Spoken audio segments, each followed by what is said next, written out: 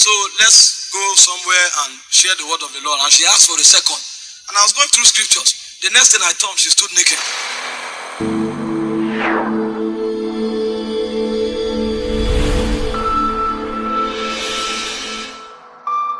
The vessels of God must be clean. 2 Timothy chapter 2 verse 19 to 20. He said, the Lord, the standard of the Lord is sure. He said, they that name the name of the Lord must depart from iniquity. For in a great house there are not only vessels of gold or silver, but of hay and of wood. He said, if a man purges himself, then he is suitable for the master's use, and he will become a vessel unto honor.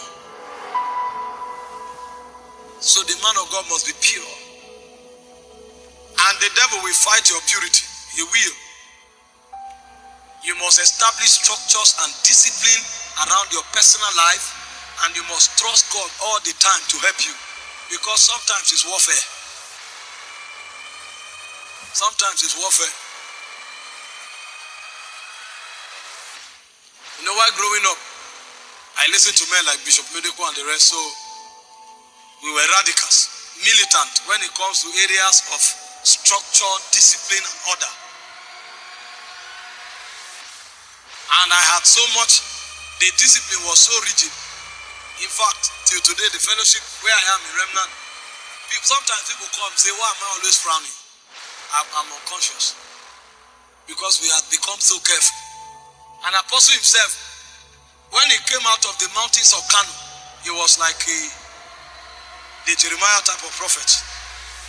They don't shake ladies. To guard, to keep. And we took that pattern. In fact, I went for evangelism sometime. Then I had a mission to get prostitutes arrested for God. So I stand where they go, follow to go for their club and all of that. We spoke to them. You know, in fact, when I started with my friend, yes, Owina, I would drive and I would say, okay, go and talk to this lady. And he'll say, I'm not wearing my shoe. I say, wear your shoe now. Go and talk to her. Gospel is not English language, it's power. And those earlier times, they will be afraid. I say, okay, watch. I'll go and talk to the person, and the person will begin to cry and go back home. So that's how we tested the quality of utterance. What will you tell her in 5 minutes that will make her change her mind? And sometimes you have to cast out devils from them. And I went to one of these ladies I was following up. I just spoke to her, she went home, so I said, okay, I'll check up the next day. I couldn't. 1 week later, because some of these people, you have to follow them up closely. Because if a demon is gone out of a man, he moves about in dry places, finding where to stay. If he doesn't find any, it will return to where it was cast from. If the place is kept and garnished but empty, it will return with 7 more wicked demons. I didn't know. So I went 2 weeks later, another week or 2 later. And when I told the lady I was coming, I didn't know she had spoken with her friends. And I came to the room, I was talking, sat down talking. You know, this. So let's go somewhere and share the word of the Lord. And she asked for a second. And I was going through scriptures. The next thing I turned, she stood naked. Get behind me, Satan. You know, we were crazy. We were crazy. And something hit the lady. And that's how she began to cry, covered herself quickly and began to apologize. I said, no, if it's women, we have passed the test. If it's women, we have passed the test. Until my heart got tied to a damsel. And that was when I will be at home and my soul will be longing after her, like in a dry and thirsty land where no water is. That was when I knew it's beyond discipline. I then entered another energy level, and oh my God, my heart and soul was, I want to pray. And I'll take my phone if she sent a message. Come out from among them, touch not the unclean thing. They that bear the vessels of God must be pure. When I see her, I want to hug her. Handshake is not enough again. Me that didn't used to shake. I started struggling for months. I said, this thing is warfare. I now had to go to the lady. That's not the one I preached about before anyway. I had to go to the lady and told her,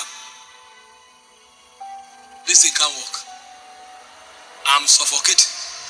And if I continue for 1 month, it's either I sleep with you or I rape you. Because if you don't burn the bridge, you will use it.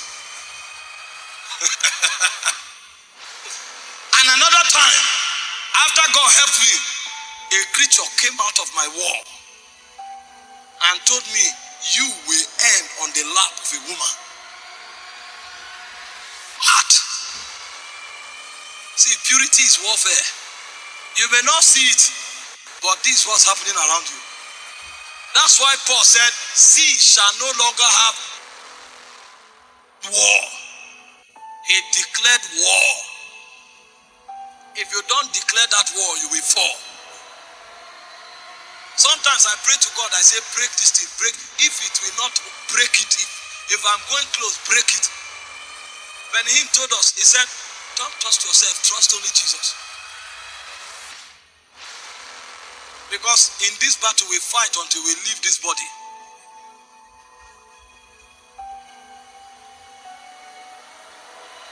So we keep fighting. Sometimes 4 months you are battling, and then you shut down preaching. You are trying to save your own soul. Because in Songs of Solomon chapter 1 verse 6, he said, look not upon me because I'm black. The sun have looked upon me. He said, my mothers, I have kept the vineyard of others, but the one given to me have not kept it. So you fight to preserve your soul. At another time, I was praying and interceding for the land, and a creature came out of the wall. Naked. A female creature in the body and head was a man. A spirit, a prince of perversion. And he sat on my chest. I tried to move, I couldn't. He sat on my chest. I now tried in my carnal thinking to bite the beam. When I saw that, I was paraplegic. I said, Lord, help me, save me. And light struck and the beam dematerialized. Even though the beam dematerialized, for 2 weeks, every lady I saw, I wanted to hug her. It looks as if I should start hugging and molesting every lady. I said, what is this? Lord help me, Lord help me, Lord help me. When it didn't work, I went to Apostle. I said, I'm dying. You know, when you say that, they know there is something. Because the path you travel, many others have traveled before. So he now carried me outside, and we went and sat on a well in front of his house, waiting up. I see what is I'm going through. I want to cleave to every lady I see. He laughed. What did you see? I told him what happened. He held my hand. And he was quiet for a while. And then he spoke in tongues very loud. He violently. And he turned. Be free. You know, you have to subscribe to higher mantles. And that was how I was delivered. I now discovered that the battle of purity is warfare.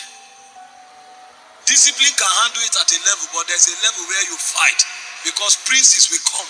You know, in this world, there are realms you don't cross, because every threshold in the spirit is a gate, and there's a prince that watches over that gate. You can be preaching to 5 people. The day a state knows your voice, you have entered the threshold. The keeper of that city will come to check you out. That's why I said the prince of this world cometh to me and findeth nothing. If they start hearing your voice beyond your state, you have crossed another threshold. Beings will come to check you out. So when you see global people fall, don't come and say, I look at this man of God. That's why all of them are. No, all of them are not like that. That one is just an injured soldier. The thing you should do is to begin to pray for them. But you must fight to keep your vessel pure. Whether you are in the 5-fold ministry or you are in the 9 ministries of the believer, you must fight to be pure. Because when you stand to sing from the choir stand, you are releasing energy and vibrations. You can corrupt the service. So the man of God may come up and struggle for close to 30 minutes to be able to break through. And you may sing because you are under the siege of a spirit. You are emitting a negative fountain.